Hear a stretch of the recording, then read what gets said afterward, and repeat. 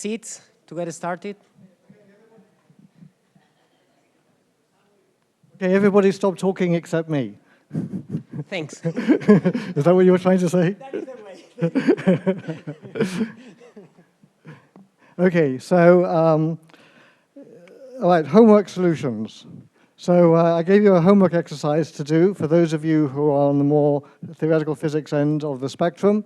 So here is the first one. I already gave you the answer to this one in class. So whenever you're stuck, you don't know what to do, just go back to thinking about partial differentiation. So integral over R is just like a sum over K. Space is just a label. Remember, that's what I told you? That's the golden rule, okay? Anything time you get confused, space is just a label. So just write this down as what it would be if you just had a bunch of discrete objects.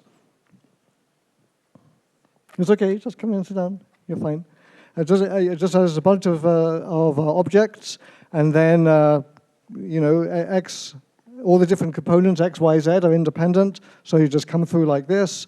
Since they're independent, if I differentiate Y with respect to X, that is always 0. If I differentiate X with respect to X, I get 1. So this is just saying this is just delta IK, and then that's just 1 when I sum over J, over I. Okay. Let's do it properly. There we go. Okay. All right. Then the second one was this. It was pretty much the same thing, right? So I've got d psi of r prime by d psi of r. So that's just like saying the continuum limit of dxi by dxk. That's just delta ik. And then if I take that into the continuum, then this thing just becomes a Dirac delta. Okay. Okay. This one you have to think. Okay, this one is really important because if you want to work out what is the equation of motion for a pattern-forming system, you need to do the differentiation. So I'm not going to tell you the answer right now. I'm just going to tell you what you do. So first thing, definitely use the definition of a functional derivative, which I gave you last time. So remember that definition involved adding to eta epsilon times the delta function. And then what you're going to do is you're going to expand that. So you write.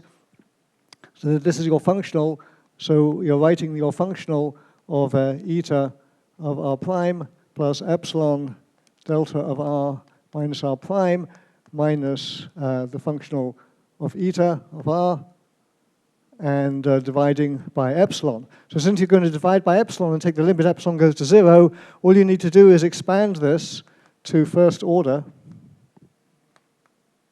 in epsilon. And then when you do that, you're going to find that there's cross terms because you've got something squared up here, and you've got a derivative acting on those cross terms. So then what you're going to do is you're going to do integration by parts, and what you want to do is you want to beat this thing down into the form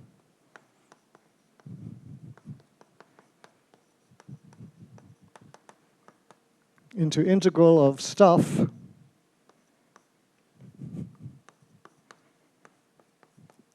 of r prime times delta of r minus r prime, integral dr prime. So you want to beat it down into something like that.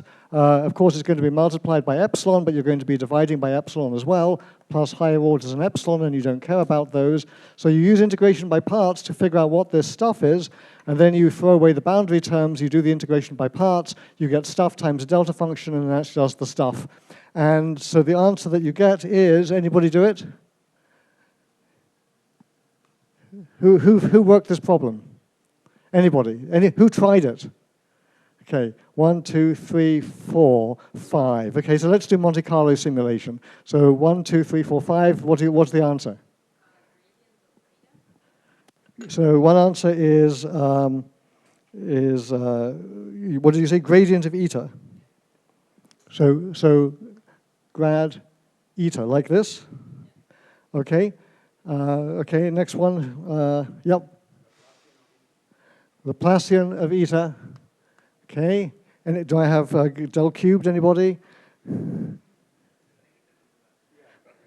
Okay, the negative of that. Okay. I still haven't got the right answer yet. Anybody else got a different answer? Somebody at the back. Somebody at the back had their hands up. Yep. Could you speak up, please? I couldn't hear you. So the same as negative Laplacian. Same as negative of Laplacians, okay, so this times 2, okay. Anybody else get any different answer? Okay. What? Your answer, what answer did you get? Okay, yeah, that is wrong, but it's okay. But it's okay because all of these are wrong. Okay, all of these are wrong. Okay, why are they wrong?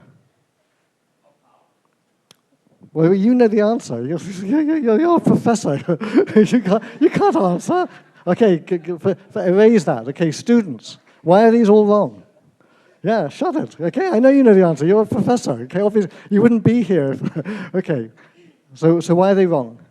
Somebody who hasn't answered any questions yet. What am I looking for that makes it right? They depend on R. That's right, because this object, the thing I asked you was this. I want to evaluate the derivative of this thing at the point R. Because remember, space is a label. All right, and I have to label the solution. Just saying it's like this is like delta grad eta of what, 3? The GPS coordinates of my house in San Diego. I mean, you know, what is the argument? So the answer to this thing has to depend on R, and the answer is that it is this. Okay, so that's the thing. It is a minus sign. Whoever got this one, they were very close, but you forgot the minus sign when you do integration by parts. That's most likely what happened. And then I don't quite know what failure mode was for this one. So if you want to look at your solution, and if you don't understand the answer afterwards, come and ask me. Okay? All right. So that's how you do those exercises. Okay, next thing. The error is to say graph H is some other function and you... What? Wait, what? It's a weird solution. Okay, this is just high school algebra solutions, okay. Okay, so next thing is I gave you all my Blackboard notes and my PowerPoint slides in a PDF, and they were distributed to you this morning, okay? So you have those there. And I included some extra comments that some technical comments that I made, which I'm not going to go into. I want to get onto another topic. But if anybody has any questions about those, please ask me. Let me tell you what is the most important of the comments that I made in the notes that I didn't give in the lecture. I showed you what is the Fokker-Planck equation, the functional derivative version of it, and I didn't derive it. In the notes, all the algebra is there. Every single step of the damn calculation is there, so you can just work it through. Now, when you work that calculation out from the Langevin equation, you will get to a step which is undefined. You will have to work out what is the value of a step function at its midpoint. Is it 0? Is it 1? Is it a half? Is it 3/4? Whatever. Okay. There is a point where you have to make a choice, and I made a particular choice, and I made that particular choice because when we're excuse me, when we're interpreting stochastic integration and these delta functions, whenever you see me write down a delta function, what I'm really writing down is a Gaussian or something like that with some width, and then I'm taking the width of that thing going to 0. And if I take the width of that thing going to 0, it turns out it corresponds to, thank you, the step function being a half at its midpoint. And that is called the Stratinovich interpretation of stochastic processes. Okay. Who here wants to get a PhD in theoretical physics and then get a very lucrative job on Wall Street doing computational finance? No one. Fantastic. Okay, great, great. So you all care why the sky is blue. You don't just like doing the math. Okay, that's good. Okay, so if you wanted to look at some types of stochastic processes, like the ones that come up in, say, finance, or that come up also in physics too, people use a different way of defining what a stochastic integral is. It's called the Ito calculus. And the reason I didn't teach it to you is because the Ito calculus, you can't use the usual rules of calculus that you're familiar with in order to do the manipulations. You have to use some slightly different rules, and then there's a reason for that. I'm not going to go into it. But I wanted, in my comments, to inoculate you against something that you will see, those of you who end up doing, learning about stochasticity in physics and in ecology for real, you will see that there's the Stratinovich interpretation, there's the Ito interpretation, and then everybody goes back to a paper and say, well, which one should we use? And Van Kampen, in a famous paper from 1981, said, well, you have to use the knowledge of the physics to decide which version of the stochastic integration you should use. Okay, that's the accepted wisdom, and that's what you will be taught by your professors at your university. It is completely wrong. It's complete and utter nonsense. And there's lots of reasons why it's wrong. I've put in my comments an explanation for that. And maybe if we have time at the end or at the end of the course, I will be happy to explain that to you or answer any questions you might have about that. But just as usual in physics, I like to work on things to do with renormalization group. When you look at how you regularize a mathematical problem, how you discretize something, the results should not depend on how you've regularized it at the ultraviolet scale. That's a very technical way of saying why it's wrong, but there's another way, and that is when you look at the terms in a stochastic equation, you interpret them and how you would measure them experimentally. And there's a quantity that's there called the growth rate. So like you might be looking at a population that is growing in time stochastically, and it will have a growth rate. So you'll say that the growth rate is the number of individuals grows like the growth rate times n. We've seen that equation before. Okay, when you stochasticize this equation, and you say, okay, now I just add some noise to that, this thing does not equal the growth rate. This thing, it's got the same symbol, but it's actually, because this is a stochastic equation, it's the average growth rate. And the two different interpretations correspond to different averages. One corresponds to a geometric average, one corresponds to an arithmetic one, but nobody knows that and nobody teaches you that. They just say, well, this is just the symbol, we've added some noise, then we have this problem of discretization. And this has consequences which are observational. So when you even try to fit experimental data to models which are stochastic of this form, you have to be very careful not to be fooled that just because the variables are written down sloppily with the same symbol, that they are actually the same thing. They're not. They're different averages, and it depends on how you've defined the stochastic process. So anyway, I've given you some things about that, and you can take a look at those. All right, so does anybody here in the room know what I just told you before? Is it news to everybody? Owen is not sure, yeah. Yeah, it's a very hot topic, this Ito versus Stratinovich. It comes up decade after decade, and it's a completely fallacious argument. Okay, so let me go on to what we're going to talk about today. So today I want to talk about phase separation patterns. I want to show you how to formulate them, and that was sort of discussed in this morning's lectures a little bit. I want to explain to you why noise does not matter in these patterns, at least for the interesting results that we're going to get. It does play a role, you need the noise, but it doesn't matter when it comes to the thing that we're really interested in, which is the scaling laws. And I'm going to tell you about these scaling laws because I know Johan will talk about those also in his muscles in tomorrow or some other day's lecture. So I want to talk about those, and then I want to talk about biomolecular condensates in cells, and then the stretch goal for today is to start the next topic, which is population cycles and stochasticity. Okay, so let's start off then with this section on a phase separation. So you heard about it this morning from Erwin's beautiful lecture explaining mass-conserving reaction diffusion equations. And there was a little bit of banter back and forth between Owen and me about whether I was going to talk about an alternative way of thinking about it. Not really alternative, but a complementary, describing really different aspects of the system, and I am. And so there's going to be a connection between our two lectures in that respect as well. So the canonical system that physicists and material scientists study is the phase diagram of a binary alloy. So it'll be some mixture of two phases, A and B. Could be oil and vinegar in your vinaigrette dressing. It could be copper atoms and manganese atoms in an alloy. It doesn't really matter. And we want to ask what happens. These atoms have some interaction potential between them. And so if I look at the phase diagram looks something like this.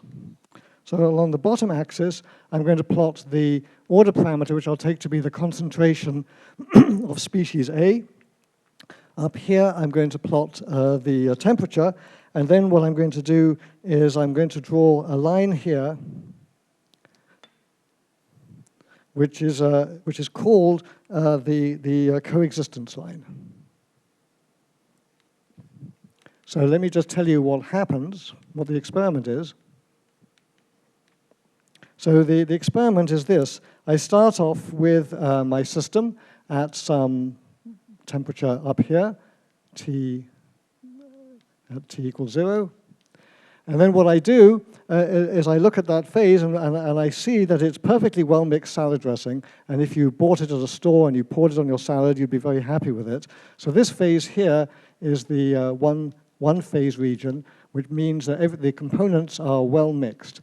What that really means is that even though A and B might like to separate from each other because they have a repulsive interaction, the thermal fluctuations are strong enough that they keep bashing these things into each other, and the thermal energy is stronger than the potential energy, and so the whole thing gets well mixed. But now what happens is we're going to see what happens when I suddenly quench the system down here. So now this is at temperature. This is temperature at T equals 0 plus epsilon, so I've done a rapid quench to here. And now if I ask what do I expect to happen, so if I want to know what's going to happen, you have to ask me when.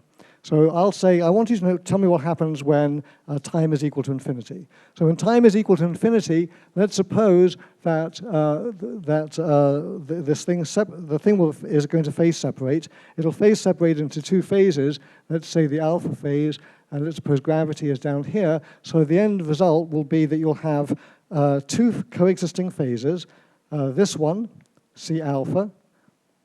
This one, C beta. That means that this has this concentration of the C atoms, and then 1 minus that concentration of the B atoms. This one has this concentration of the A atoms, and 1 minus that for the B atoms. Okay, and they will be in equilibrium together with a certain equal amount. If I've done a critical quench, and the system will look like that if, let's say, beta is the heavier phase. Okay, and if you do it in outer space, you will just get a big droplet floating around in the system, and so that's on Earth, and in outer space, you'd have your box, and then you'd have inside here some droplet, but that's not equilibrium, so let's make it an equilibrium. It'll be a perfectly round droplet with, say, the alpha phase there, and then the beta phase surrounding it. Okay, so that's the long-time behavior, and that's why it's called the coexistence line. Now, what we want to know is how does it get there?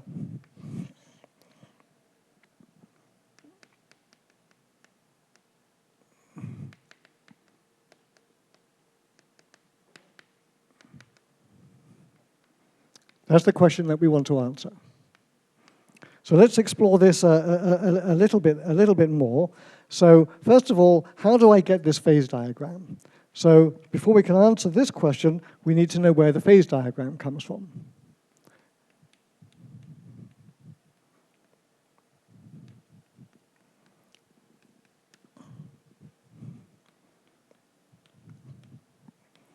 So the way I got the phase diagram was I took our free energy that we talked about last time.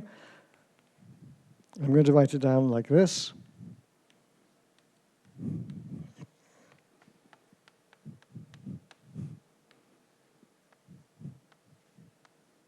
Oh, by the way, somebody asked me this. I write these integrals as ddr. D is dimension. So usually it is 3. But it could be 2 or 1 in some situations as well. So that's why I write it down more generally like that. So this is generated by this free energy. And the free energy that we talked about yesterday was 1/2 ATC squared plus 1/4 BC to the 4th, where T is equal to T minus TC over TC. And where is TC? Well, this point here, this is TC. This is the temperature below which you get phase separation. Above TC, you only have one phase. Below TC, you have 2 phases. So that's the TC, and so we're interested in the behavior near there. So what does this free energy look like? So if I plot this free energy as a function of C, what it looks like is something like this. This is for T greater than 0, the one phase, and then this value here corresponds to this value over here. So it looks like this. And then if I go below TC, then this looks like something like this. And then this here is C beta. And this thing over here is C alpha. And so all I do is I choose the temperature, I then work out the phase diagram, so just plug into this formula here, find where the global minima are, and then those global minima are these points over here. I do that for every temperature, and that's how I plot this curve like this. Okay, I want to expand this picture over here, so let me expand it, because I want to draw your attention to a certain very crucial part of this picture. So there it is, expanded. So this is C. This is the homogeneous free energy. And I want to look at what happens in these different regions of this curve. So if you look at this thing over here, I've drawn dashed lines over here. And those dashed lines are the following. In this region over here, you can see that the gradient is decreasing. So that means that d2f by dc squared is negative. And then if I look in this, well, that's a bad choice of color. How about this one? If I look in this part over here, the gradient is increasing. So same thing over here. So in these regions, d2f by dc squared is greater than 0. Now, if I want to have a system that is thermodynamically stable,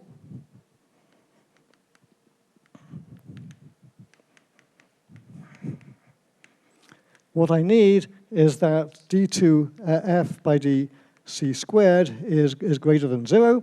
That means that it doesn't fall in on itself. Every time I want to look at the stability of a thermodynamic system, I have to ask that its compressibility is positive. I have to ask that its heat capacity is positive, and so on. Imagine if I had a system whose compressibility was negative. That means that as I push it and squish it down, reduce its volume, then the pressure it exerts becomes less. And so then I can push it even further, and so you just get a black hole. So thermodynamic stability always means that there is a susceptibility or a heat capacity or a compressibility or something like that, which has to be positive, and so that's the condition over here. So in this region over here, this is thermodynamically unstable.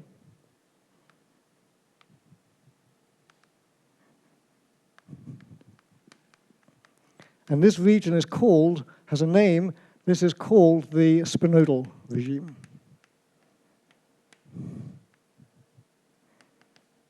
Okay, so that's where the word spinodal decomposition comes from. So now if you look at this graph, you might say, well, wait, we know that these are the coexistence points, so that's C alpha and that's C beta. what happens in this region? So I'm still inside this coexistence region. I'm still in here, but I have I still satisfy the stability criterion. So let's just talk about that. So let me first of all draw the locus of points where the spinodal is. So here's the spinodal.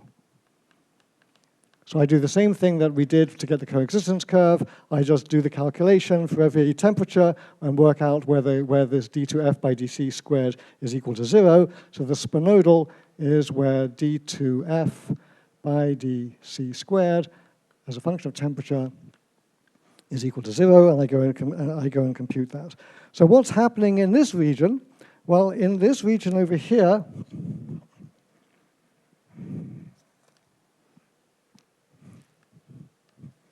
this region is metastable.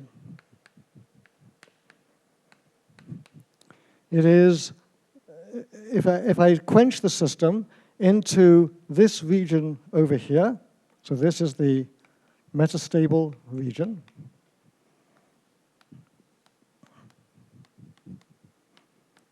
Then what happens is the system can just sit there as long as you like. Except not quite as long as you like, because what happens in that region is that the system is in a metastable state. So if I've started off in the, if I draw f of c versus c, if I imagine that this is the true C alpha or something like this, what I've done by quenching is I'm still stuck in this high temperature phase over here. So this region is metastable. That's what I mean by metastable. It's a local minimum. And I have to wait for a thermal fluctuation to take me over the barrier.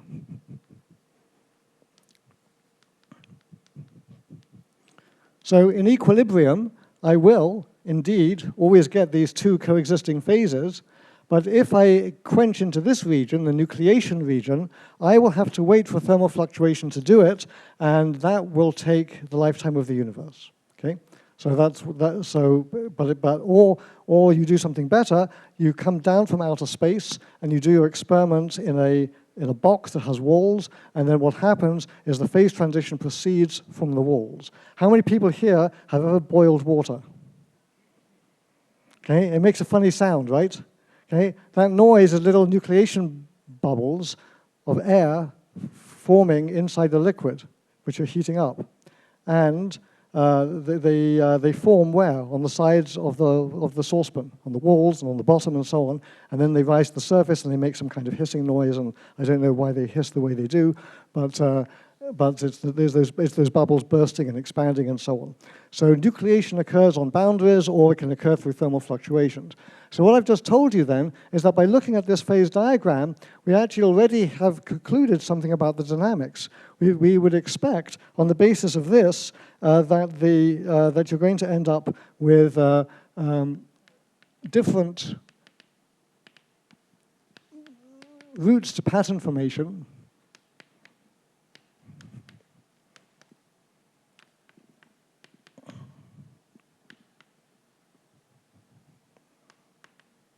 And those two routes are nucleation and spinodal decomposition.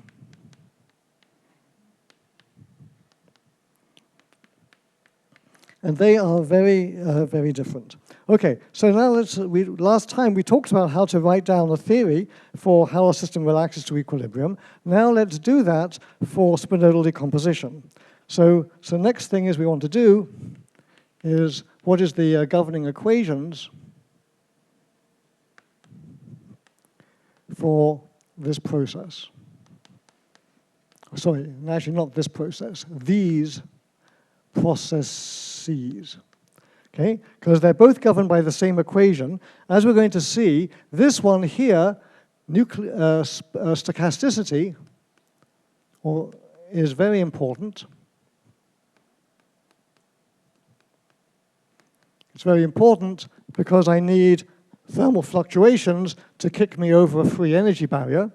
This one over here even though it's governed by the same thing, what I'm going to show you is that the scaling regime of pattern formation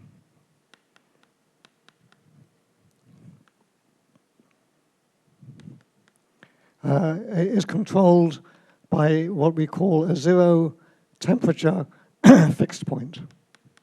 Okay, that's just a fancy way that renormalization group educated people say that thermal fluctuations don't matter.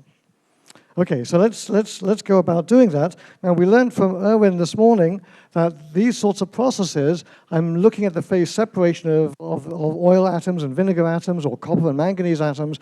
We know that stuff is conserved. So this is an example of a mass-conserving process.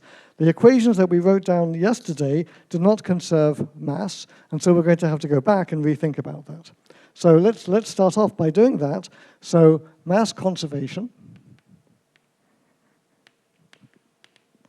tells us that I can write dc by dt plus the divergence of a current is equal to 0. So that's the ordinary mass conservation equation. J is the current density of species.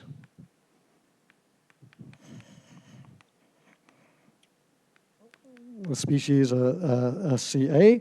And what we know is, yesterday we spent a lot of time talking about chemical potential and particularly about how chemical potential differences drive all sorts of interesting processes, not just in condensed matter physics or material science, but also life itself. So we know that basically this is going to be proportional to some kinetic coefficient and mobility times the gradient of the chemical potential. And chemical potential is, in thermodynamics, you learned it as dF, d free energy, d Helmholtz free energy by dN, the number of particles. So what the version of that we would be using is, well, the free energy. The chemical potential is now just dL by dC. So this thing is like mu is equal to dF by dN with something held constant over here that you learnt on your mother's knee in thermodynamics. And now what this is the derivative like so. So now if I take this and plug it into here, then what I end up with is the celebrated equation, which I'll write like this, d by dC. T of C is equal to m del squared. And now I'm going to do that functional derivative. So using the results from the homework, you get something like this. So this is the Cahn-Hilliard equation. And this thing over here is what I get when I evaluate that derivative. So for the regular parts of this, remember that F is equal to half AT C squared plus a quarter B C to the fourth. So if I differentiate that, what I get is that this is A T C plus B C cubed. And so if I look in the C variable, you can see that this is a nonlinear partial differential equation. So that doesn't look very good.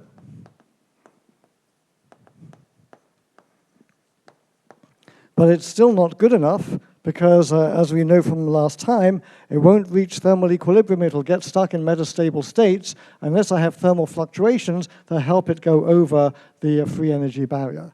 So I need to add to this, if this equation isn't bad enough, I need to add to this noise. So I'm going to add my random noise like so. So let's just summarize the equations that I've introduced you to. So we started off yesterday by talking about what I call the time-dependent Ginzburg-Landau equation.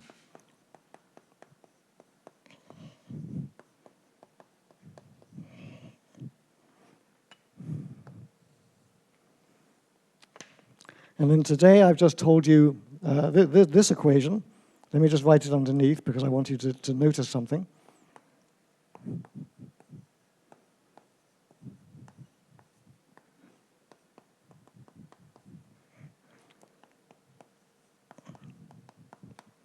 So these two equations look the same.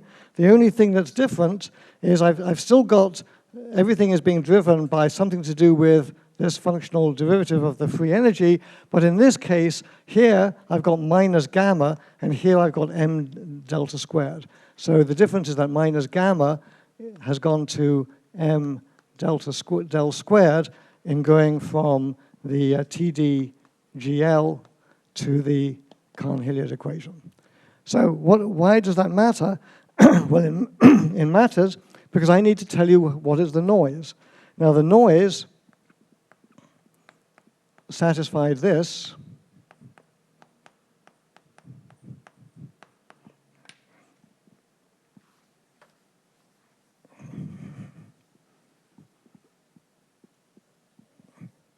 The noise satisfied this equation for the No2. And for this equation, what do we think it's going to satisfy? Well, actually, what is it going to satisfy? Why didn't I write it down here? Oh yeah, well I did somewhere. Oh yeah. So what we're going to get here is this for TdGL, and then we're going to get minus 2m kBt del squared delta r minus r prime delta t minus t prime. And this d, remember we showed was 2 gamma kBt. Sorry about this. 2 gamma kBt delta of r minus r prime delta t minus t prime. So that's what we had yesterday, and today we have something like this. So the noise has in its correlation function a delta squared that comes from the fact that we have a delta squared here, and where did that delta squared come from? Well, it came from the fact that we derived this equation by conserving mass. Okay, so all right, so this equation is going to be a lot harder to solve. If you want to amuse yourself, you can write down the stochastic partial differential equation, the Fokker-Planck equation that it satisfies, and so on and so forth. And if you're very knowledgeable about instantons and things like this, you can work out the rate of nucleation. And this was a great thing that was done by my postdoc advisor, Jim Langer, in the late 1960s, and then was rediscovered in high energy physics in the 1970s, in the late 1970s, and this caused a huge sensation in high energy physics because people thought that we're living in the universe, which is some state like this, and then it was realized that actually we might be living in a metastable state, and so then what Sidney Coleman and Mike Stone wanted to work out was, suppose that you are here.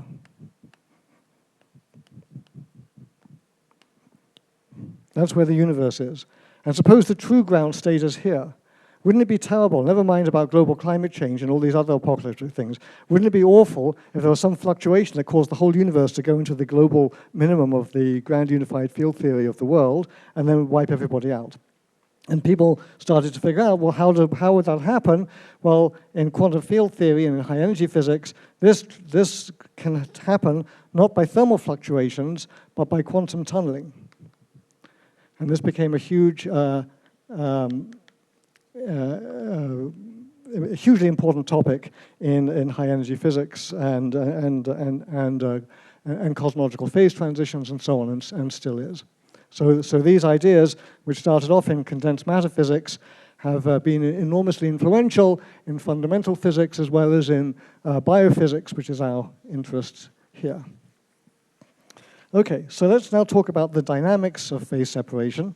And I'm not going to try to solve these equations for you, much as I'd like to, because otherwise we'd be here for 3 weeks.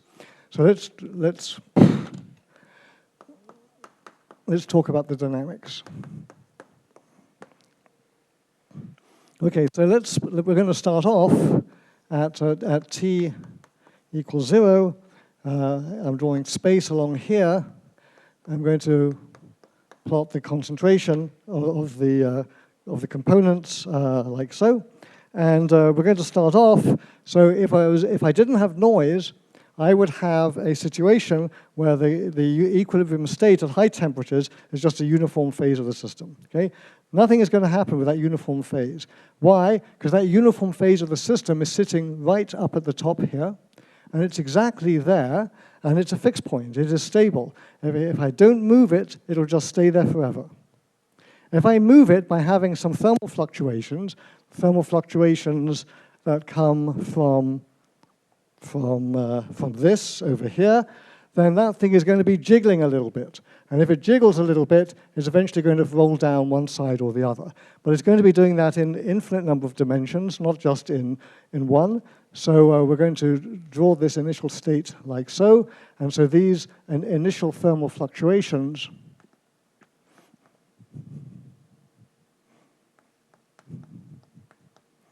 seed the growth of instabilities. And those instabilities go through several periods. They go through a phase which is linear, and then they go through a phase that is dominated by nonlinearities. So that was t is equal to 0. Let's have a look at t greater than 0. So now I'm going to draw it like this. And you saw a kind of picture of this in one of Johann's slides. So the picture might look something like this. This will be the alpha phase.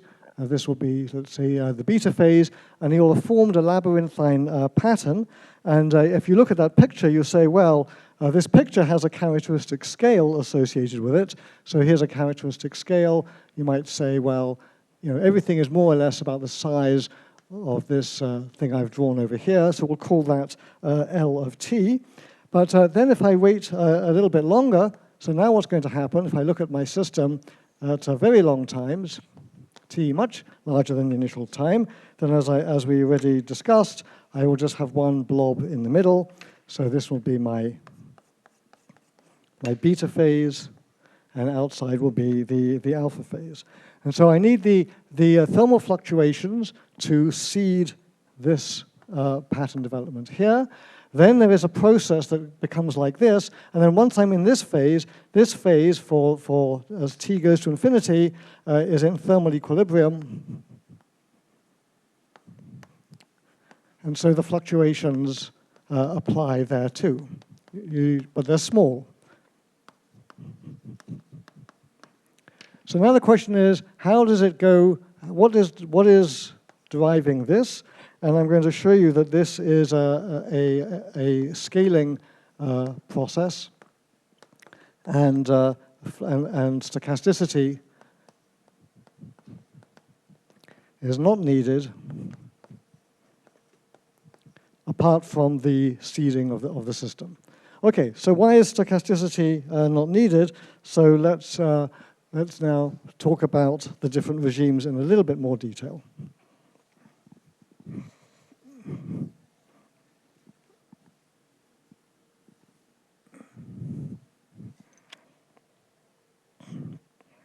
So the way that you can analyze this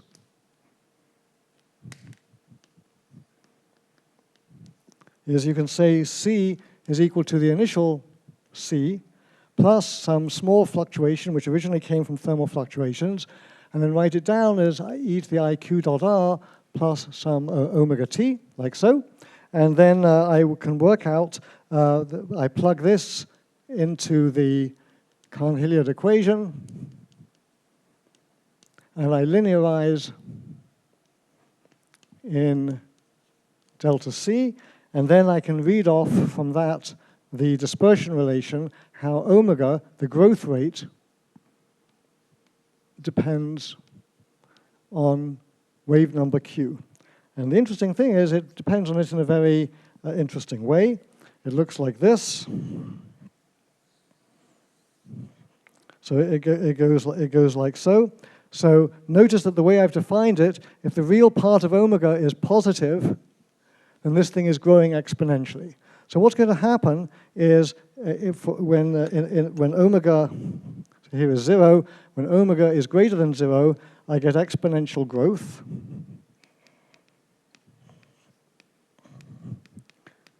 So that's happening up to here. And then for wave numbers which are large Q, the omega is negative, and so these decay. And so what's going to happen is I'm going to get the growth of a pattern, and you might say, well, the pattern is going to be at this maximum value, let's say Q naught, omega of Q naught is the fastest growing mode.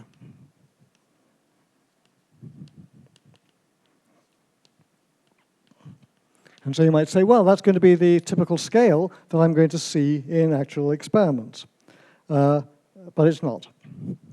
So why not? What goes wrong? Well, nothing goes wrong, but remember, over here, we said this. We wrote down our equation, and we said this is a nonlinear partial differential equation. It's nonlinear, and here's the nonlinear term, this cubic term. So because I've got a nonlinearity in the equation, what happens is once I have exponential growth, the amplitude of the perturbation around the initial condition is going to grow sufficiently large that I can no longer neglect the nonlinearities. All of this calculation was based on linear analysis. So what happens then is that the nonlinearities come into play, and those nonlinearities make the description of the system very, very difficult. In fact, we don't really know how to do it to this day, not in a fully satisfactory way. But let's have a look at what experiment tells us. And in fact, the things I'm going to tell you now were first discovered in computer simulation. And when the community started doing these simulations, they didn't really know how to do them properly, but it took a while. But eventually, the clear picture emerged, and I'll show you experimental data in a minute. So what happens is that this Q naught, the scale of the pattern, I can think of as being 2 pi over L of t, the time-dependent scale. So here's my time-dependent scale of the pattern, and that should correspond perhaps to this Q naught, but this Q naught from the linear stability analysis just is time-independent. So that's bad. Linear stability analysis is no use. So let's ask then the question, how does L of t actually vary in time? So first of all, how do we measure it? So we look at the system, and what we measure is the scattering function.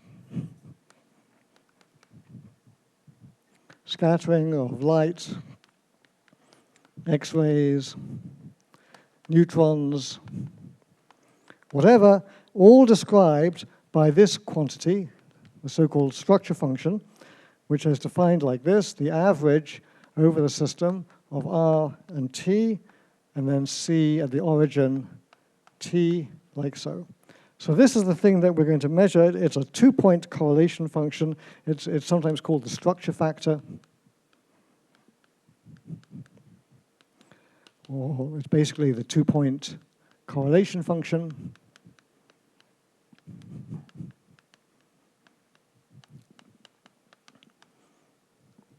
And basically what it tells you is how different is the concentration at R compared with the concentration of the origin, whatever arbitrary origin you want, both evaluated at a time and then averaged over many different realizations of this experiment. So we can. So that's the thing in real space. What we actually measure is the thing in wave number space. So it looks like this. This is just the integral ddr e to the I q dot r of s of r in time t. And this thing is called the dynamic structure factor. I don't know, it's the same thing, but it's just the Fourier transform. Okay, so now let's plot this. And this is what you see.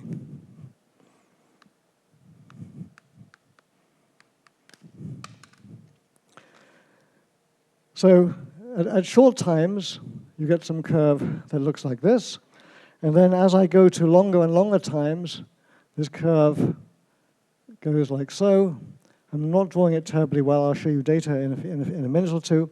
And the main thing is you can see that the peak of these curves, as time is increasing, the peak of these curves is what we're calling the characteristic domain size, and you can see that that is moving to smaller and smaller values of Q, which means that the domains are getting larger and larger as T increases. And so this is the characteristic domain size. So if I were to look at a cross-section of the system, here's what I would see. So let's imagine I've got, I'm looking at, say this picture over here. So let's suppose I'm going to draw an axis through this domain. I'm going to call this the Z direction. And I'm going to plot the concentration as I go along that contour. So here is my Z axis. Here is my concentration of the A atoms. And it's going to look something like this. Okay? Here is C, what do I call that? C beta. And then eventually it ends up in the C alpha phase. And in between here, there is a domain wall.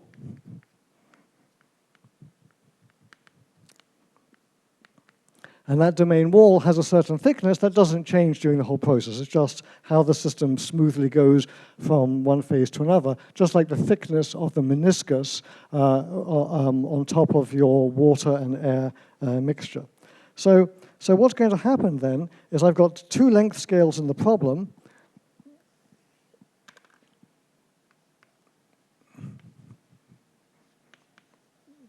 I have L of T, and I have, let me call this, what did I call it in my notes?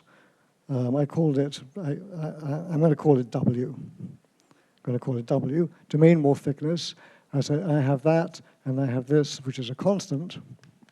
And so what's going to happen is that as time gets larger, as time is getting larger than 0, L of T over the width of the domain walls is much, much larger than 1. So basically these domains are huge compared to the domain walls between these two phases, and so we can neglect the other length scale, the domain wall thickness. And so what we guess is that if I work out the structure function at different times, that's going to be a function of R. It's going to be isotropic, so it's a function of the absolute value of R, but that's not dimensionless, so this thing has to be divided by the only other length scale that's relevant in the problem, and I've just argued that the only length scale that matters is L of T, and so we think that this thing would just depend on one length scale. So this says ignore W, and so we'll do that, and so we would expect that the structure function would have this particular scaling form like so. So if that's the case, then if I take the Fourier transform, if I just do that Fourier transform, just do the integral, what I will get is L of T to the power D times the Fourier transform of this function, F times Q L of T. Now this is a very wonderful result, hotly debated when it was first proposed, and this is I'm going to refer to this as our first similarity assumption. We didn't prove it, although everybody believes it is true, and you can demonstrate where it comes from in all sorts of sophisticated ways, but let me show you. Let's see, is it really true? So let's ask ourselves how we would test it.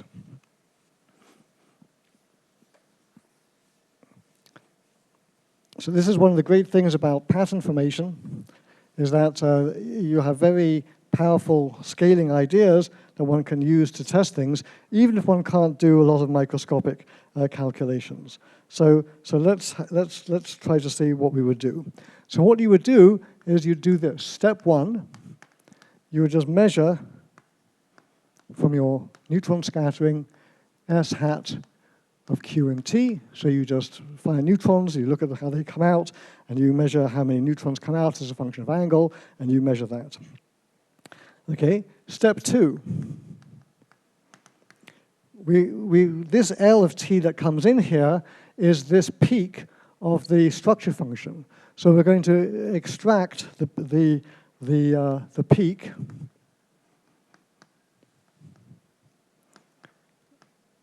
of S hat and find the Q which corresponds to that. What Q value does it refer to? That peak, Q, is now a function of time, and that we identify as 2 pi L over T. So what I can do then is I can now take this equation, and this equation predicts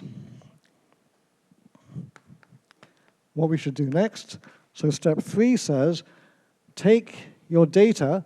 So I've got data, I'm measuring Q, and I'm measuring T. I've got pairs of data points. And what I do is I say, well, look, if I don't know what this function is, but if I divide this by L of T to the D, then the answer should just be a function of Q times L of T. So what I plot on the horizontal axis is the wave number times L of T, and on the vertical axis, I plot S of Q and T divided by L of T to the power D. And if I don't know what D is, I can use this trick, this thing that I'm showing you, to actually measure it. So here's what happens. You take your data at early times, and your data at early times looks something like this, and then you do it again at some other earlier time, and then you get something else like that, and you think, oh crap, this isn't going to be working. And then you discover, then you go to some later time, and then you take your data, and it looks something like that. And then you go to a later time too, you plot your data later time and different values of Q and so on, and you go like this, and then you go to later, and so on like this. So what's happening is that in this regime here, these are data for early times. So where the linear is just starting to get into the nonlinear regime. And then after that, this here is data for late times. So t greater than some time t late, and those data collapse on to one universal curve. All right. Let me show you the data. Here are the data. Okay, so what you're looking at here is on the left-hand side, so on the right-hand side, you're looking at Q max times to the cubic power times S of Q. And let's look at the top one first. On the horizontal axis, I've got Q over Q max. So my axis here is Q times L, but L is 1 over this Q naught of T. So you can think of this as being S hat of Q times Q naught cubed like that. Okay, so they've plotted it just as I've said over here, and you can see that for times greater than 5,000 and something seconds, all those data points taken at different times, but late times and different Qs, they all fall exactly onto one universal curve. And then at the bottom, you can see the data from earlier times, and they don't satisfy this scaling law. So this scaling law, this assumption, this statistical assumption, is beautifully realized in the data. Now, so this is the first similarity hypothesis, and we've not made any assumption about what L of T is, other than we're looking at the late time behavior of the system. So now let's ask another question. So you could say, well, can we calculate the scaling function f? Okay, turns out we can. We can calculate the behavior in the tails. and we can calculate the behavior here, and there's various sort of approximations that one can make for the rest of this universal function. If I'm doing this not with, say, molecules in a cell, suppose I'm doing this by looking at something to do with a magnetic transition or something like this, then I can calculate these things in some technical expansion called the 1/n expansion and things like this. So there's lots of games that you could play on this. And when people realized what was happening during the spinodal decomposition wars of the 1980s, as Martin Grant likes to put it, once people realized what's happening, then they did lots of theoretical calculations. Now, on the left-hand side, you can see the answer to what happens for L as a function of time. So let me just say something about that.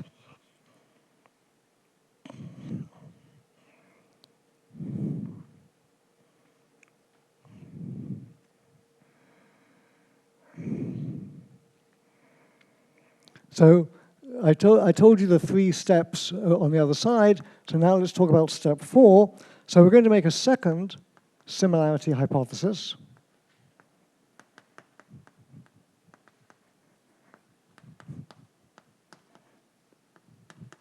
And we're going to guess that L of t actually goes like a power law at late times. And I'll give you an argument why. You're smirking because it's like, oh, it's obviously going to be a power law, duh, right? Yeah? It's like a critical exponent, but a critical exponents, as we usually talk about them, are in equilibrium. So they vary as a function of t minus tc. This t is time, real time. So this is like a dynamic. It's like a dynamic exponent, okay? But it's not the same thing as critical dynamics. Critical dynamics is what happens near the critical point, and it's the equilibrium behavior of the system relaxing back to equilibrium. Nothing like this. This is a system completely changing its state, forming a pattern. And yet, we believe that there are scaling laws in this strongly non-equilibrium dynamical process, okay? So I'm going to give you a kind of a hand-waving argument about what that will be. And so I mentioned what Martin Grant calls the spinodal decomposition wars of the 1980s. So people wanted to know, is this true? I mean, today you'd say, well, of course, there's obviously going to be a power law. It's not obvious at all. And so the graph on the left here shows you one proposal for this. One proposal was that actually this length scale grows as the logarithm in time, and one was that it's actually a power law. And there's other systems where more complicated things happen. So actually, what you can see, look at the lower curve, so that the solid dots. So that you're supposed to look at those solid dots. The horizontal axis is t to the power 1/3. And the vertical axis is the length scale. So what's plotted there is you plot t to the phi versus L of t, and then you vary phi until the data are a straight line.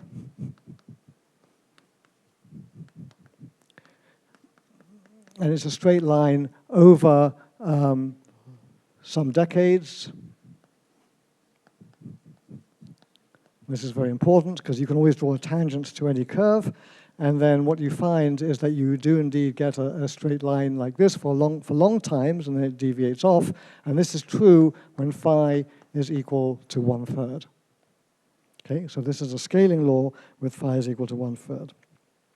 Okay, so I've showed you 2 scaling laws. So one scaling law I've showed you is my first similarity hypothesis, which just says that there is a characteristic length scale in the system where I can ignore thermal fluctuations, and this is the only thing that matters. And that leads to this data collapse. This is true even for times where the asymptotic scaling over here happens. So you can think of this like this. There's a time regime. Here's time like this. Here's naught. So there's an early regime where everything is linear. Then there's some sort of weird crossover regime where nonlinearities start to appear. Then you get, then here you get scaling regime, and here you get data collapse, and here you get scaling, where the length scale itself scales with an exponent or with a parallel like that. So you get a multitude of different scales. Okay, so then you might be saying, okay, well, how do you know that why do we think that this exponent 1/3 is really true? And let's ask ourselves what we might have thought it would be. So let me see, did I leave the equation up? No, I'm an idiot, I didn't. Oh well, I'll write it down again. Okay, so now let's try to guess.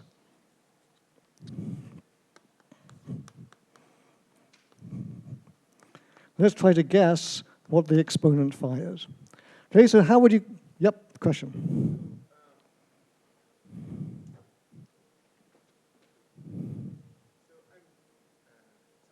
Is it switched on? Yeah, I think now it is. Okay, go ahead. So essentially what's happening with your system, you have the nonlinear terms, they are saturating the exponential growth, right? They do. So locally, the system is either at the C alpha phase or the C beta phase with very rapid regions where you transition between them. That's correct. And they're stabilized at those values by the cubic terms in the equation or the quartic terms in the free energy. That's right. So the functional form that you that the structure factor goes to is essentially an imprint of these nonlinear terms of your equation, right? It is. It is sensitive to some of the details of that, but not all of them. So if you had c to the 5th rather than c cubed, you would basically end up with pretty much the same curve. But wouldn't the exponent, the No. exponents would be, okay, so Exponent, it's like, right, so this is just like in phase transitions in the normalization group, the exponents are insensitive to certain details of the problem. There is universality here. And we know this because we've done calculations, we've simulated this by Monte Carlo, we've simulated this by solving partial differential equations with stochasticity, we've solved it using methods called cell dynamical system methods, we've solved it every different way. We always get the same curves. Now, the scaling function does turn out to depend on the system. For example, if I'm looking at an alloy, then I have strains, long-range strains. And those long-range strains in the system, they can affect what the shape of those scaling functions. Yes. So the exponent really only depends on the symmetries, it's like a scaling universal behavior, like in this transition. Yep. So now I'm going to give you let's try to guess it. So here's the equation. So your question is very good. It's going to save me repeating myself, so thank you. So here's the equation. So you might say, okay, well, let's just figure out what this equation looks like. So it's basically on the left-hand side, if I do dimensional analysis, it's C over T, and then on the right-hand side, I've got del squared, so that's 1 over length squared, and I've got some stuff over here, but I've got a del squared over here, so basically I'm going to guess that this thing over here looks like L squared and then C, and so then what I would guess is that L to the 4th goes like T, so I'd say that L of T goes like T to the 1/4. That would be a sensible guess, but it's not correct.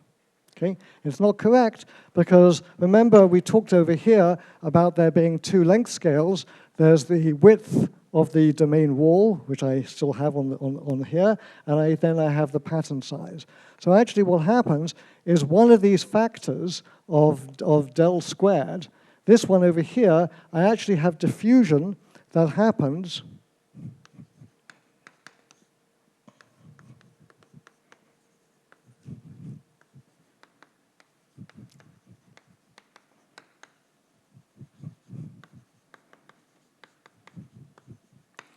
I need the domain wall width. So if I think of my interface like this, what happens is that I have diffusion that is going out in this direction and diffusion in this direction through the domain wall behavior. And so what happens is that this outer del squared is actually 1 over W times L of t, and then I have 1 over L of t squared, and so therefore I get that L of t. Using this argument, I've now got WL here rather than L squared, and so that will predict that L of t would scale like t to the 1/3. And so that's roughly what is happening. And now you might say, well, this is very, very interesting. Why is it interesting? Well, because it says that there's a coefficient in here. So this, in other words, even though I told you that for long times I can neglect the width of the domain walls because they're much smaller than the size of the domains themselves, actually it's not true. They still come in to the scaling law. So this scaling law here has got what is called in renormalization group theory scale interference. And that's because I still have the microscopic scale coming into my large scale scaling behavior, which is very, very weird. The same thing happens in phase transitions. You were asking me about critical exponents. The only reason that you have critical exponents that are different from what you would get in mean field theory is because of scale interference. The microscopic lattice scale of a condensed matter system, even when I'm near a critical point, that the scale of angstroms matters even if I'm making measurements on the scale of kilometers. Okay, the system always remembers the small scale behavior. This here is a renormalization group in time rather than a renormalization group in space. There's a lot more I could say about that, but don't get me started on renormalization group or else I'll never stop. Okay, so let me go on to the next topic. Okay, so this is quite wonderful. So what we've learned from everything I've shown you is that once you have phase separation, as long as you have a big system, well, what's going to happen is that it's going to keep growing. The phase separation is going to keep growing. I'm going to get patterns and droplets and so on forming. And eventually, they'll stop when L of t is equal to the size of the system. So now let's talk about biomolecular condensates inside cells. Let me put up the picture I showed you yesterday. Here, I should have, well, you can see it is big up there. So there you can see droplets forming inside living cells in the top left-hand corner. There's other droplets that you see in living cells which don't look quite as spinodally as those. Those are the most spinodally ones that I could find. So let's now talk about phase separation in biomolecular condensates.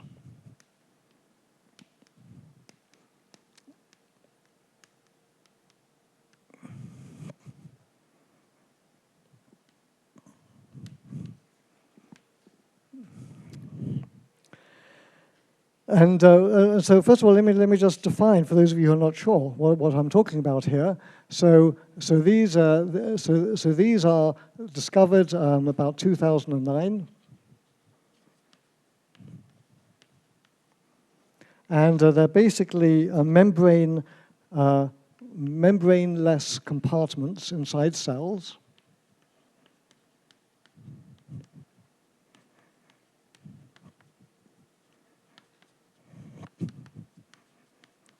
And they contain proteins, they contain nucleic acids, they contain all sorts of things like this, and their function inside the cellular function is still debated.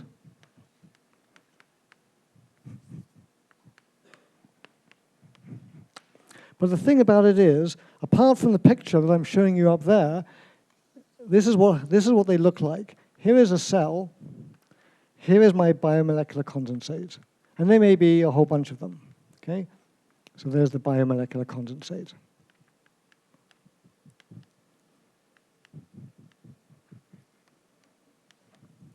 So the people who work on this, and Professor Fry is of course one of them, are trying to understand the formation of these things and so on and so forth. But there's a very important question, and that is why did their growth stop? Okay, they're droplets, and they don't just fill up the whole cell. They just have a finite size. So why? What's going on there? And the answer to that, I don't know if the answer is fully known. It's still a topic of very active research. But at least one of the concepts is you can already understand from the things I've told you today. So let's have a look at that. Why did their growth stop when I just convinced you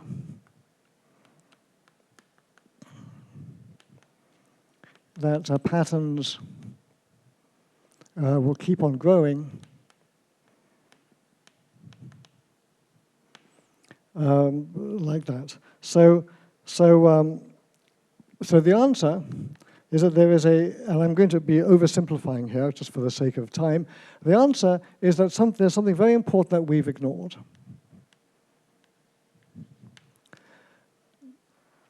What we've ignored, I alluded to it actually in answer to a question from over there a few minutes ago. When you look at biomolecular condensates, can you think of something that we may have ignored that would make the analysis I've shown you not quite obviously applicable?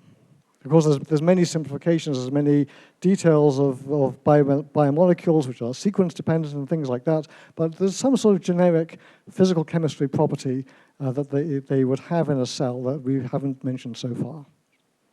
And no professors can answer. Maybe the boundaries? Like Boundaries? finite size? Yeah, it's true you have to have boundaries, but these things are a lot smaller than the boundaries. So they didn't need to stop because of the boundaries. Yeah. Up there. Could it be the mobility depending on the density, the M? So could it be that the mobility depends on the density? It could be. The mobility, depending on the density, is what's called motility-induced phase separation. The idea here is you'll hear about that from Johan tomorrow, day after, something like that, when he talks about muscles. We don't know if that's what's happening in biomolecular condensates. It's possible that it could be, but that's not the explanation that people currently think. Most people think that these things are formed by the thermodynamic processes that I've been talking about today. Any other ones? Yep. Maybe that the cell extracts energy from the environment? The cell is out of equilibrium. We haven't talked about the non-equilibrium description of this. That's true, but that's not. That isn't why they stop. So that's related to the previous suggestion. Does somebody have a suggestion back up there? Surface tension? Surface tension is already baked into this. We've already included surface tension. This term over here, this term is where the surface tension came from originally in the Landau theory. So all of this description includes surface tension, but you're right. Okay, I mentioned one thing over here to somebody.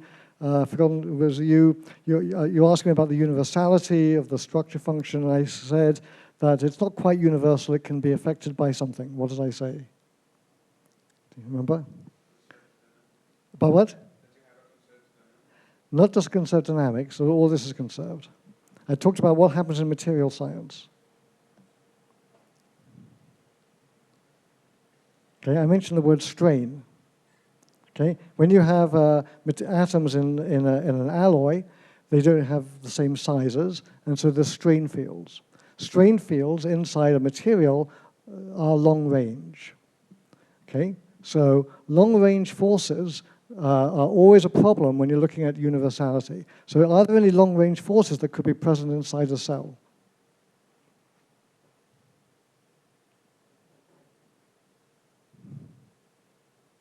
Yep. I couldn't hear what you said. Electrostatic forces, yes. Electrostatic forces is definitely one of them. There's others, actually. Anybody think of any other one? Well, elastic, I mean, it's basically viscoelastic inside a cell. Another one is you can have hydrodynamic interactions as well, but electrostatic is what I'm going for here, actually. They have the same, they have the same behavior. So let's ask ourselves, okay, can we fix up this theory so it includes the electrostatic forces? So how would we do this?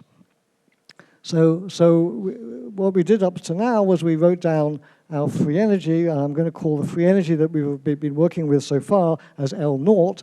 But now let's say, well, the concentration of these biomolecules is charged, and so they're going to interact by Coulomb's interactions. So that's going to be, I take the charge at R, I take the concentration at R, the concentration at R prime, multiply by the charge density, and divide by R minus R prime, and then integrate this ddr prime. That would be a way that I would model the electrostatic interactions in the system. So that's so that would be your sort of basic first attempt to model these long-range forces. So now let's plug this in to the Cahn-Hilliard equation. So what are we going to get? Well, so I write down my equation of motion. It's dc by dt. So it's got to be m del squared times dl by dc. That's the total L. And so what that's going to be is the first part is just going to be the thing that we've already done. So that's going to be m del squared dl naught by dc. And this thing we already did. And now let's ask what happens when we do this for this part. So now what's going to happen is I have m del squared, and then I have to write down d by dc of r times the integral ddr prime c of r prime over r minus r prime. So I've got to work that out. So I'm going to erase the board, and when I finished erasing the board, hopefully you'll have worked out that in your head. So think.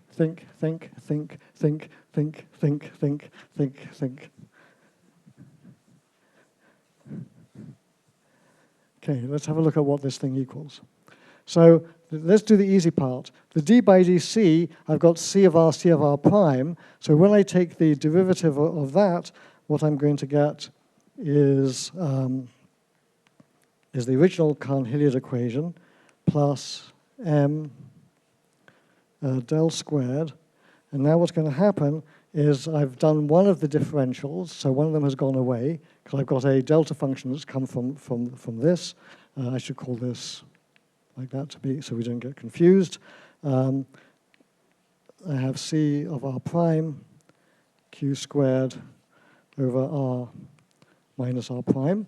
So that's what I have after I've done the functional differentiation acting on here. Okay, and there may be some factors of 2, I don't care about those.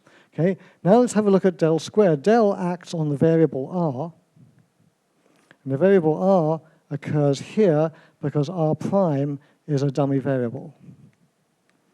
So this thing over here, well, you know what this is. You learned this on your mother's knee. 1 over r is the Green's function of the Laplacian operator. So this thing is just equal to the original Cahn-Hilliard equation plus mq squared, some number, times c of r. Okay? So that's the left-hand side of this equation is dc by dt. And then what I end up with is the original Cahn-Hilliard equation plus this. Okay, so what? Well, this equation has steady-state solutions. If I set dc by dt is equal to 0 for the Cahn-Hilliard equation, which is just this part over here, if I set dc by dt is equal to 0, the only thing that happens is that dl by dc is equal to 0. I just get the thermal equilibrium. So I don't get anything interesting. But with this equation, when I set dc by dt is equal to 0, what I end up with is the equation m del squared dl naught by dc plus mq squared c of r equals 0. And this equation has non-trivial solutions.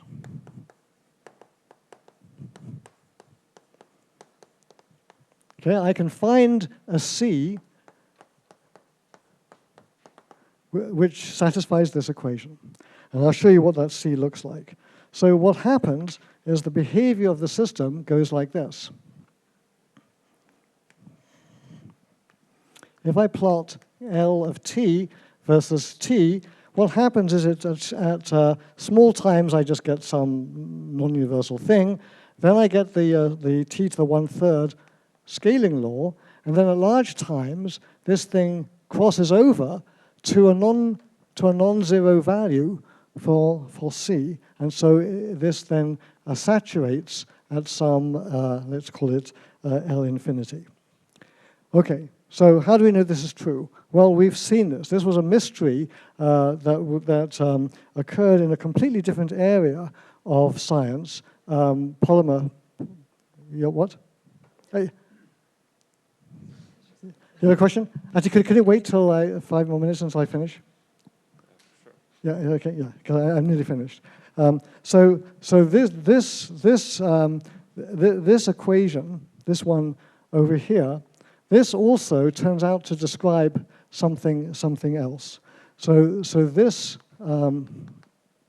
this model also describes not just charged biomolecular condensates, but what are called block copolymers.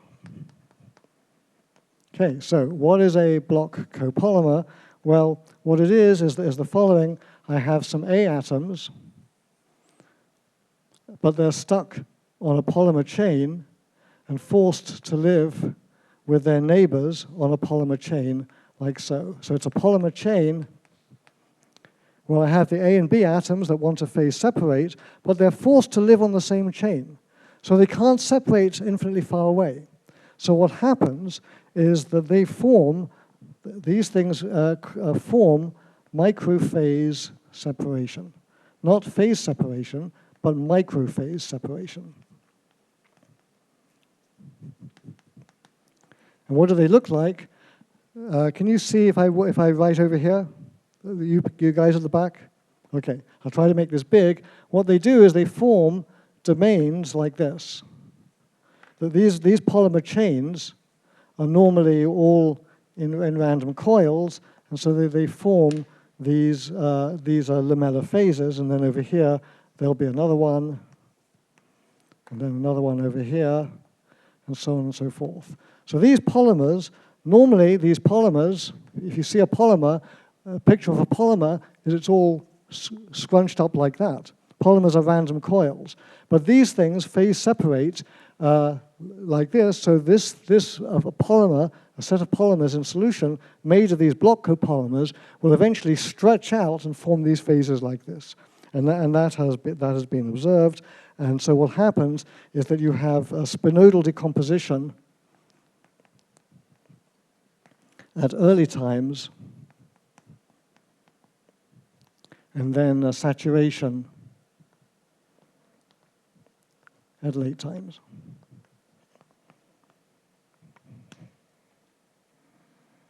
Okay, so that's all I wanted to tell you today. I want to end with just a couple of comments just to make some connection with Erwin's lecture from this morning.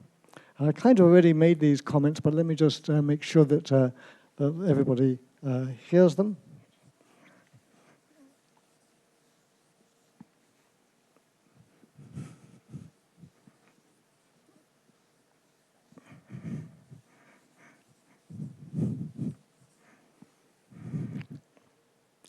So I want to make a comparison with the mass-conserving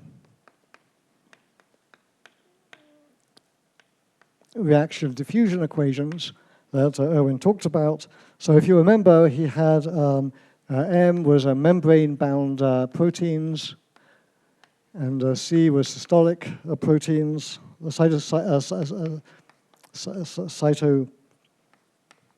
solid proteins, and then dm by dt was equal to f of c and m plus some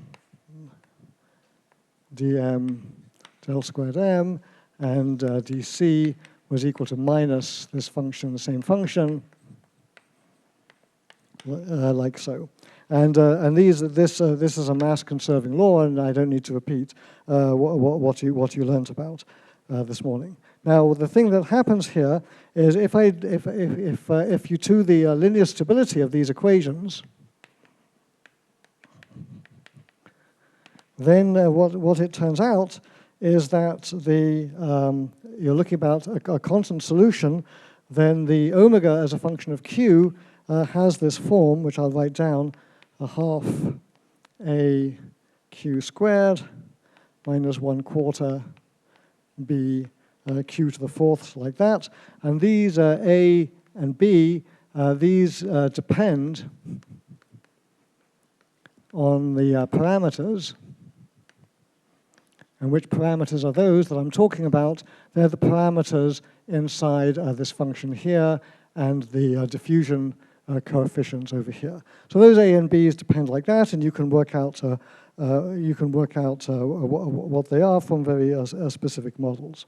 So what that means is that if I look at the dispersion relation, it looks actually very similar to what we talked about before. So if a is greater than 0, you'll get something that looks like this. If a is less than 0, the dispersion relation looks something like that. And if I look at the peak value here, the peak value here corresponds to Q naught is equal to A over B to the 1/2. So what happens is this. So we can see from this that A being around 0, whatever those actual parameters are that give A around 0, that is some critical point for this system. And then if you you try to do an expansion of the equations,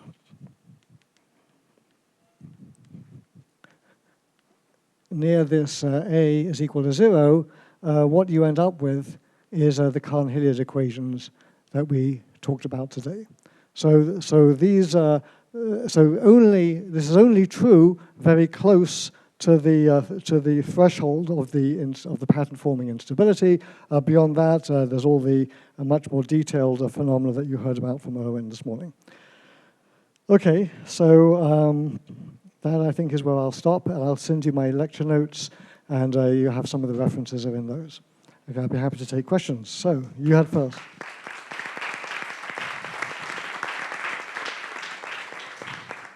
So in your taking into account electrostatic interactions, you've used the unscreened version of the interactions, right?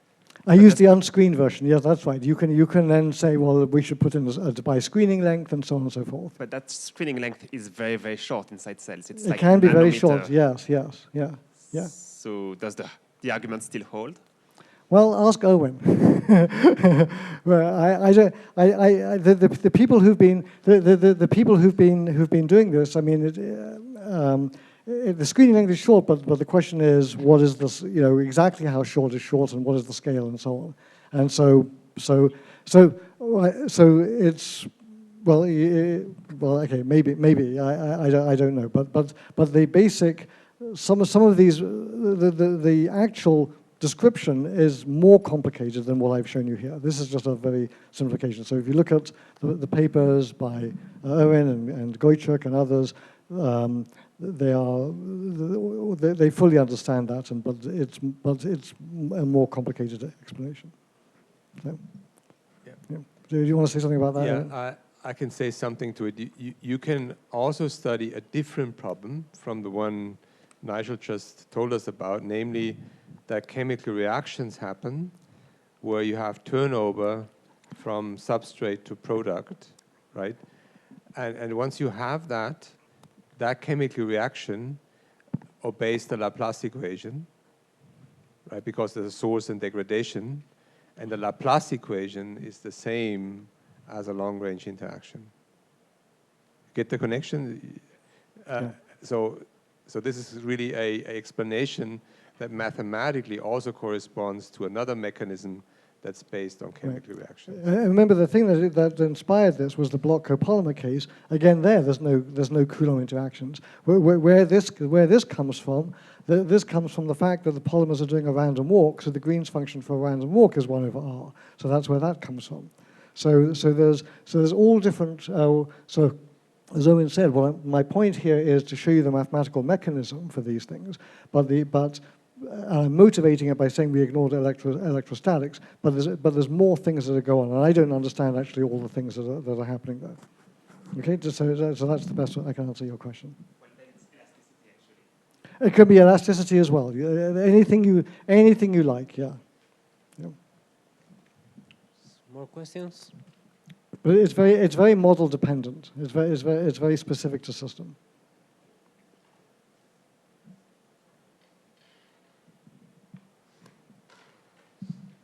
So this is electrostatic interactions between the proteins themselves.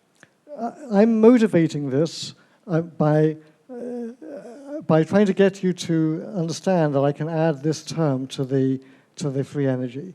And the easiest way to say that is it's because of electrostatics. Okay? In the block copolymer case, it's not really electrostatics, it's the random walk of the polymers. In the case of biomolecular condensates, it's more complicated than electrostatics. There's electrostatics, but there's also these other things that Erwin was describing. You have to read the original papers, which I reference. Like an elasticity of the fibers around the protein. I don't know if it's elasticity. All the papers that I've read have not claimed that elasticity is the reason. I don't know why. I don't know why it couldn't be. You do, okay, well, so you and Owen can have a cage fight in the coffee break. But anyway, the mathematical mechanism, my main point is I'm teaching about the scaling laws and the mathematical mechanisms that come into play here, and it's basically the same idea.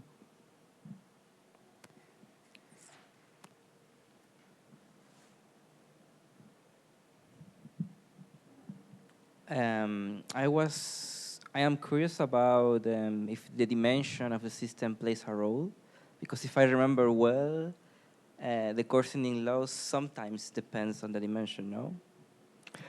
This exponent, where is it? This exponent here is not really dimension dependent. It is dependent on whether or not you have a conserved order parameter or not. If you're in 2 dimensions, so let me just say it like this. You could, another version of this, which has nothing to do with what people are interested in for this school, would be, I want to look at phase ordering either with the del squared from Cahn-Hilliard or without it, like in the time-dependent Ginzburg-Landau equation, and then you can say, well, why does my variable have to be a real variable like concentration? It can be, for example, the wave function of the condensate in a superfluid, for example, which is a complex number. And then you have, what's happening is you're having a phase separation, but what's happening is you're creating topological defects, which are vortex lines, and then those are coarsening and moving further and further apart, or at least the length scale between them is getting longer and longer, and you can try to apply these same sort of techniques to that. And we did that about 35 years ago. And when you do that, you find that the exponents you get are not a third, they're a quarter and a half, depending on whether it's conserved or not conserved. But if you're in 2 dimensions, you can also have another phenomenon, which is you can have the initial fluctuations can actually cause local regions of high concentration of plus or negative charges, and that means there can be long-lived transients that cause the topological defects to create logarithmic corrections to these scaling laws and things like that. So it's not like critical phenomena where there's an upper critical dimension of 4, and then beyond 4 dimensions you get to mean field theory. Okay, did I answer your question?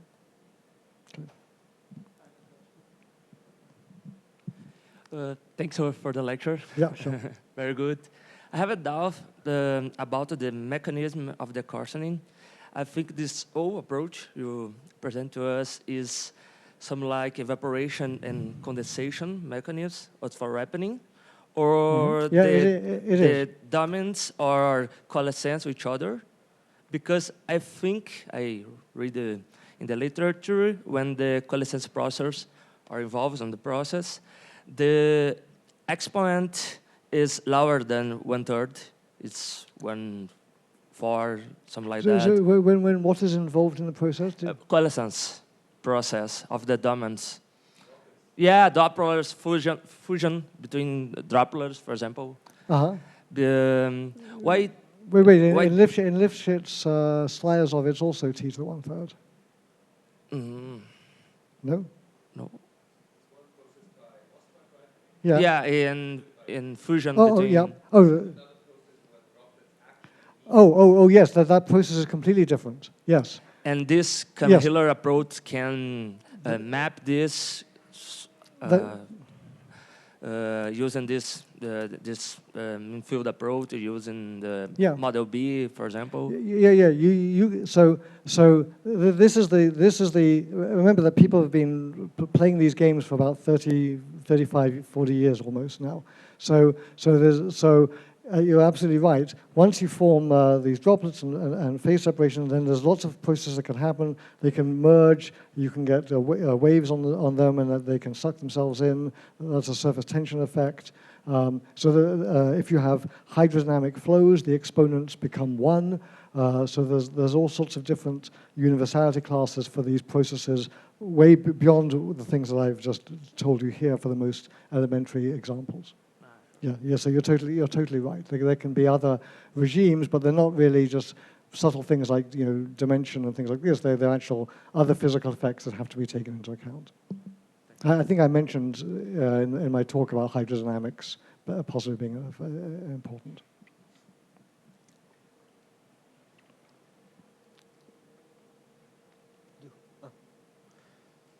Okay, so if there is no more questions, no? Okay, so let's thank Nigel again.